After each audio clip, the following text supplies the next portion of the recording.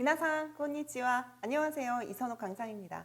자, 벌써 우리 실전 모의고사 풀어보셨을 텐데요. 어떠셨나요? 어려운 문제도 있고, 그리고 우리 개념 정리에서 했었던 여러 가지 표현이나 그리고 문법들도 아마 확인하셨을 거라고 생각이 됩니다. 자, 이번 시간에는 바로 문자 어휘 파트부터 한번 살펴볼 텐데요. 자, 우리가 그동안 JLPT를 공부하면서 크게 4가지 영역으로 나누어서 공부를 했었죠. 첫 번째가 문자 어휘, 두 번째는 문법, 그리고 독해, 그 다음에 청해가 되겠는데요. 자, 우리가 처음으로 볼 내용은 바로 1번에 있는 언어 지식, 즉 문자 어휘 파트가 되겠습니다. 그런데 이 문자 어휘 파트도 실은 문형이 다시 5개로 나뉘죠. M5 때보다는 한 가지가 더 늡니다. 그것이 바로 용법 문제였어요. 따라서 한자 읽기, 그 다음에 한자 표기, 꼭 한자가 아니어도 됩니다. 우리 한자를 어떻게 표기하느냐도 물어보지만 실은 가타카나 표기를 물어볼 때도 많죠. 비슷한 글자가 많기 때문에요. 자, 그 다음에 문맥 규정, 유의어, 그리고 N5에서는 찾아볼 수 없었던 바로 용법 문제까지. 자, 하나의 모의고사를 풀면서 좀 중요했다, 혹은 조금 어려웠을까, 혹은 이것만큼은 정리를 하고 넘어가야겠다 싶은 문제들을 하나씩 골라봤습니다. 자, 차근차근 한자 읽기부터 살펴보도록 하죠. 자, 여러분들 교재 318페이지에 9번 문제가 되겠습니다. 자, 시켄이, 우리 시켄 하면 그렇죠. 테스토랑 바꿔 쓸 수 있겠죠. 이렇게 유의어를 염두에 둔 어휘 실력을, 어휘 정리를 여러분들이 노력해 주시기 바랍니다. 자, 시켄, 시험이 아니라 시켄 이퀄 테스토, 이런 형태로 단어를 정리하시는 것도 큰 도움이 되겠습니다. 자, 시험에 조사는 니를 쓰고요. 그리고 합격하다입니다. 시험을 합격하는 것이 아니라 시험에 내 자격을 그렇죠. 딱 들어맞게 한다라는 의미이기 때문에 니라는 조사를 쓰셔야 되고요. 합격하기 위해서 동사 기본형 그대로 다메니 무언가를 하기 위해서라는 아주 중요한 구문이죠. 간바리마스, 열심히 하겠습니다. 분발하겠습니다. 라는 동사가 되겠습니다. 자, 이때 합격이라는 단어를 읽어야 하는데요. 이때 우리에게 필요한 것이 바로 그렇죠. 한자의 훈독, 음독 개념입니다. 자, 여기에서는 합격, 그렇죠. 하나의 그 한자와 하나의 한자가 붙어서 하나의 새로운 어휘를 만들 때에는 보통 음독인 경우가 많죠. 이때 음독 규칙을 여러분들이 조금 기억해 두시면 좋은데요. 비읍 받침 합, 그 다음에 기역 받침 격, 합격입니다. 자, 제가 한자의 음독 규칙에 대해서 설명드릴 때 명확하게 거의 한 90% 이상 지켜지는 법칙입니다 라고 설명을 드렸는데요. 일단 비읍 받침은 한국어로는 비읍이라고 명확하게 딱 끊기는 느낌이지만 일본어에선 반드시 장음 처리가 될 겁니다. 거의 대부분이라고 설명을 드렸습니다. 따라서 합이라고 할 때 고라는 이 장음에 대해서 반드시 여러분들이 의식을 해주시고요. 자, 그리고 기역 받침 학생이라던가 지금처럼 격이라던가 기역 받침으로 끝나는 것들은 반드시 쿠로 마무리가 될 겁니다. 거의 대부분입니다. 그래서 목요일도 모쿠 요비라는 형태의 예문으로 설명을 드린 적이 있었었죠. 따라서 크로 마무리가 되는 이 스펠링을 여러분들이 염두에 두신다면 아마 고 장음이 있고 가쿠 4번을 여러분들이 쉽게 고르실 수 있으셨을 것 같습니다. 아마 여러분들이 3번과 4번에서 많이 혼동을 하셨을 것 같아요. 일상생활에서 박자를 지키지 않으면서 합격, 고가쿠라고 대충 읽어버린다면 지금처럼 시험에서 고가쿠였나 고가쿠였나 이것들이 헷갈리게 되는데요. 따라서 평소 습관이 중요합니다. 반드시 박자 고가쿠 이 박자감을 마음속으로 세시면서 단어를 맨 처음에 외우셔야 바로 이런 읽기 문제에서 실수를 하지 않게 되는 것이죠. 자, 반드시 음독 규칙 아주 좋은 팁이므로 기억을 해두시고요. 지금은 한자 읽기 문제였었습니다. 자, 이번에는 그렇죠. 한자 표기로 갈 텐데요.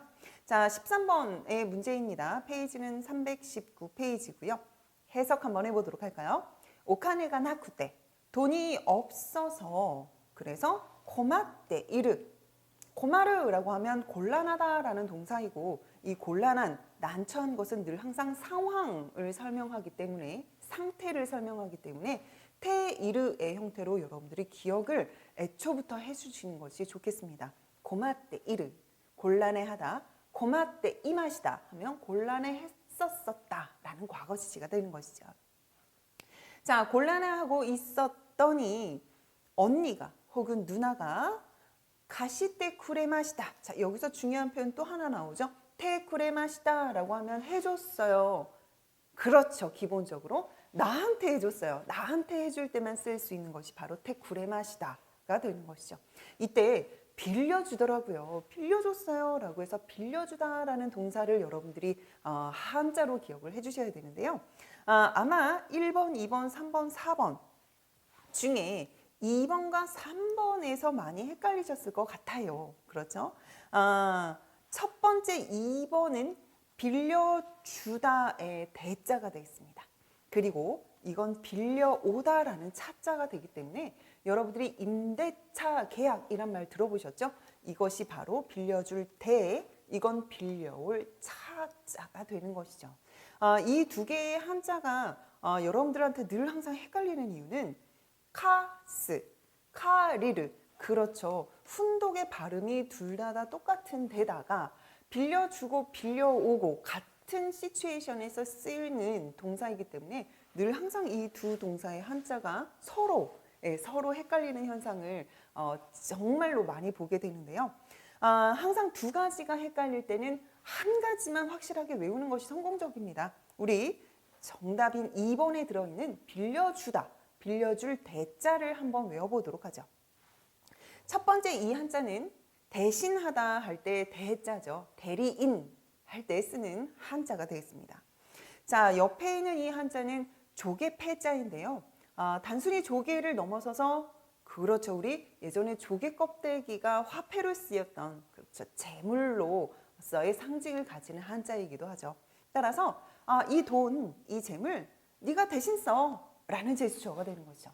자, 지금 이 제스처는 그렇죠. 대신 써, 빌려줄게, 빌려주다라는 제스처가 되는 것입니다. 따라서 이 두 가지가 합쳐진 바로 이 한자가 빌려줄 대자가 되고 훈독은 카스가 되는 것이죠. 자, 1그룹 동사입니다. 같이 한번 읽어보도록 할까요? 카스, 카스. 자, 따라서 언니는 빌려주는 제스처를 했을 테고 그 행동을 나한테 해주었어요. 테 쿠레마시다와 같이 접목해서 가시테 쿠레마시다, 나한테 빌려주었어요 라는 2번을 여러분들이 골라내시면 되겠습니다. 자, 한자가 참 헷갈리지만 저도 한자 공부를 하면서 느꼈던 것은 획수가 많으면 많을수록, 즉 눈에 보이는 획의 개수가 많으면 많을수록 어려운 것이 아니라 더 쉬운 한자라는 걸 알게 됐어요.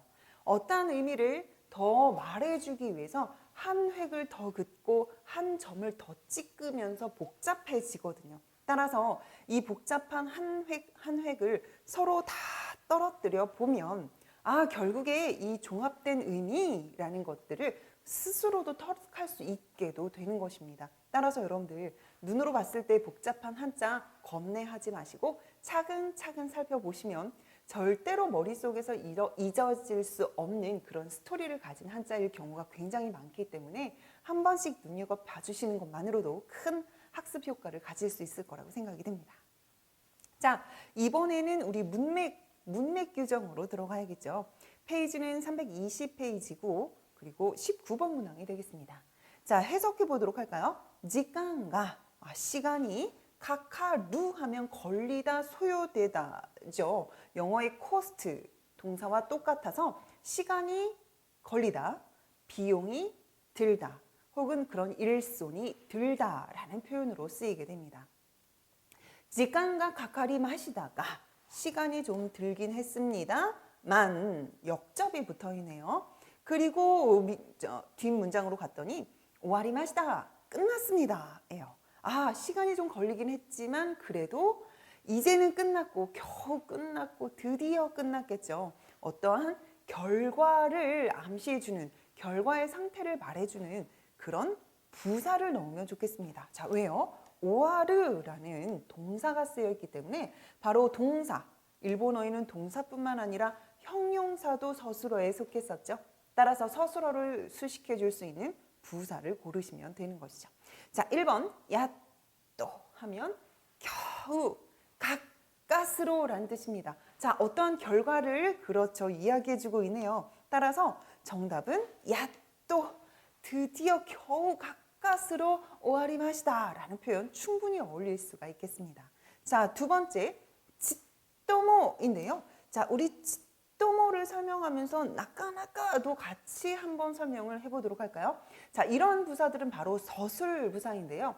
특정의 서술어와 항상 세트로 같이 문장 안에 존재하게 되는 부사들을 말합니다. 하지만 특정의 서술어 이어봤자 실은 나이, 부정을 나타내는 부정문에 자주 쓰이는 그런 부사다라고 기억하시면 좋을 것 같은데요. 지토모는 반드시 뒤에 나이와 같이 여러분들이 입연습을 해주시면 좋을 것 같아요. 조금도 뭐뭐하지 않다라는 뜻입니다. 따라서 나는 조금도 창피하지 않아, 난 조금도 춥지 않아 라는 느낌에서 지토모 사무쿠 나이, 지토모 하즈카시쿠 나이 라는 형태의 이런 패턴을 가지게 되는 거죠.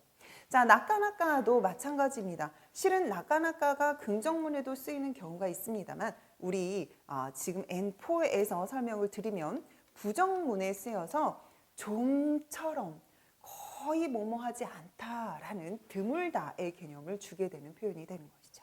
자, 가령 우리 집 강아지가 요즘 나까나까 다베나이, 먹을 것을 거의 안 먹어요. 좀처럼 먹질 않아요 라는 표현으로 쓰일 수 있고요. 자, 그 다음에 3번 같은 경우가 여러분들이 문제를 푸시면서 조금 헷갈리셨을 텐데요. 서로서로라고 한다면 이제 슬슬이란 뜻입니다. 자, 이 표현은 바로 적어도 미래를 이야기합니다. 이제 슬슬 끝날 시간이다 라던가 이제 슬슬 바야흐로 소풍의 계절이 돌아왔어요 이런 느낌이죠. 따라서 뒤에 오아리 맛이 있다, 즉 끝났습니다 라는 결과랑은 별로 쓰이지 않는 그런 호응관계를 맺을 수 없는 그런 부사가 되겠습니다.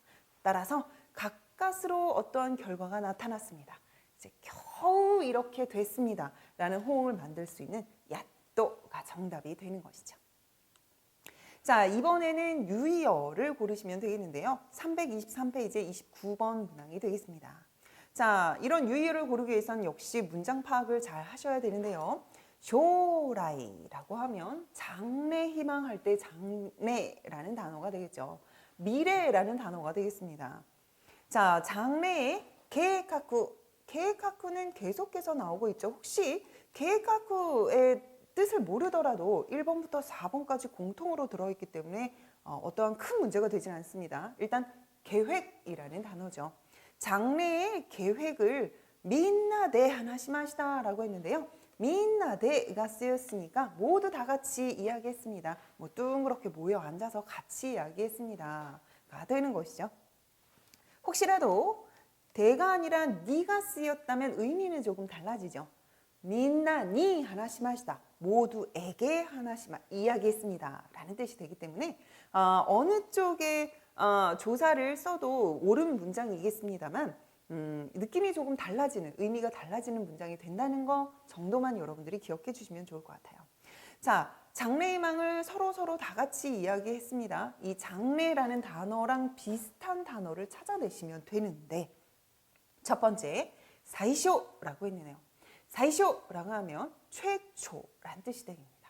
처음이란 뜻이에요. 따라서 사이쇼노 계획を 민나데 하나시마시다 라고 한다면 첫 번째 장래의 꿈, 그런 첫 번째 계획을 모두 다 같이 이야기했어요 라는 뜻에서 여러 가지 계획들이 있는데 제일 첫 번째 계획이라는 느낌으로 받아들여지는 문장이 되겠습니다.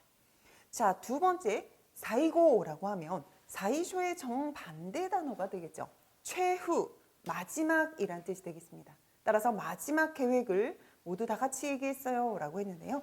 역시 아까 말씀드린 것처럼 맨 첫 번째 계획과 맨 마지막 계획을 다 같이 얘기했어요 라는 의미이기 때문에 역시 다른 의미가 되겠죠. 3번 이마마데라고 했는데요.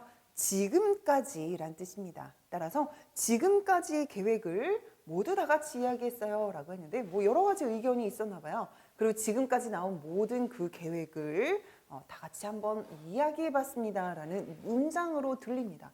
따라서 자, 앞으로의, 그렇죠, 미래의, 장래의 계획이기 때문에 고래까라 앞으로 라는 부사가 쓰여져 있는 고래까라노 계획하고, 그렇죠, 부사가 명사를 수식해야 되기 때문에 역시 조사 도와주는 품사의 도움을 받아서 고래까라노 계획하고, 이제부터 앞으로의 계획을 모두 다 같이 이야기했습니다 라는 4번이 정답이 되는 것입니다.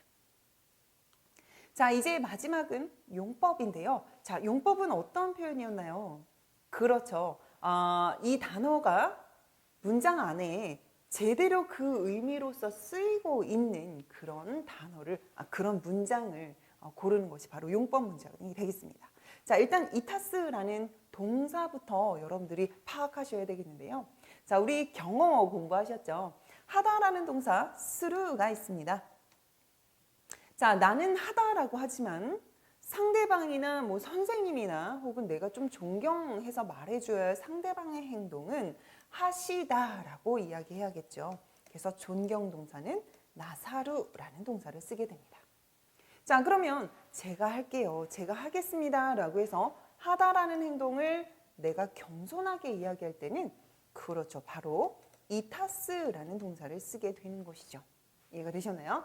자, 따라서 시마시다까 와타시가 시마스, 그동안 스르 동사로 대화를 일관하셨다면 이제 상대방의 스르라면 나사르, 우리 쪽 혹은 나의 스르라면 이타스로 바꾸어서 경어를 사용해 보시는 것도 아주 좋겠습니다. 청해에도 큰 도움이 되겠죠. 자, 그러면 나의 행동을 낮춘, 겸손하고 양보하게 말하는 겸양 동사이므로 겸양어가 제대로 쓰여져 있는 그런 문장을 고르시면 좋겠습니다. 자, 1번부터 보도록 할까요? 와타시와 라이넨, 내년에 니혼에, 일본으로 갈 겁니다. 뭐 혹은 뭐 이렇게 돌아갈 겁니다. 이런 동사, 즉 이동하는 동사가 왔었어야 되죠. 왜요? 에는 어디로 라는 도착 장소를 이야기해 주는 조사이기 때문입니다. 자, 그런데 합니다 라는 수루라는 동사는 어울리지가 않겠죠. 네, 겸양 혹은 존경 이런 것들을 떠나서 문장 자체에 어울리지 않는 동사이므로 1번은 정답이 되지 않습니다. 자, 2번 볼까요? 히코기 노 요약, 비행기 예약은 제가요. 제가 하겠습니다. 스르라는 동사가 충분히 들어갈 수 있는 문장인데 그것도 제가 하겠습니다 이기 때문에 낮추어서 이타시마스라고 아주 공손하게 경어를 잘 쓰고 있는 문장이 되겠습니다. 3번 살펴볼까요? 선생님은 나츠야스미니, 여름방학에 료코오 스루, 여행을 하다. 네, 충분히 스루 동사가 들어갈 수 있습니다만 여행을 하는 사람이 주체자는 바로 선생님이죠. 따라서 선생님은 여행을 하셨습니까? 라고 해서 그렇죠, 이타스 동사가 아닌 나사르 동사를 넣어서 나사이마시다까? 라고 물어보면 참 좋았었던 그런 문장이 되겠습니다. 자, 4번 볼까요? 모스코시, 이제 좀 더 렌슈, 연습을 해주세요 라고 해서 충분히 스르 동사가 들어갈 수는 있습니다만 우리 테쿠다사이는 남의 행동을 부탁하는 표현이죠. 먹어주세요, 제가 만든 케이크를 먹어주세요 라고 했을 때 먹는 행동은 상대방, 큰 소리로 읽어주세요 라고 했을 때 읽는 행동도 상대방, 즉 테쿠다사이라는 표현은 상대방의 행동을 부탁하는 표현이기 때문에 반드시 앞에는 상대방의 동사가 들어가야 됩니다. 따라서 스르 동사를 넣거나 혹은 나사르라는 동사를 넣어야지 남의 행동을 함부로 낮추어서는 안 되는 것이죠. 따라서 4번은 틀린 문장이 되는 것입니다. 여기까지 이해되셨나요? 경어의 개념까지 알고 있어야 하는 N4, 조금 어렵기도 하고 좀 부담이 됩니다만 경어도 실은 이 상태에서 누가 할 행동? 상대방. 아니, 내가 할 행동, 이 판단만 여러분들이 명확하게 지어주신다면 그 외에는 단지 몇 가지의 동사만 암기하면 되는 것이므로 너무 큰 부담 갖지 않고 도전해 주시면 좋을 것 같아요. 자, 여기까지 문자 어휘편 한번 살펴봤습니다. 다음 시간엔 그렇죠. 문법의 내용으로 다시 찾아뵙도록 할게요. 이번 시간 수고 많으셨습니다.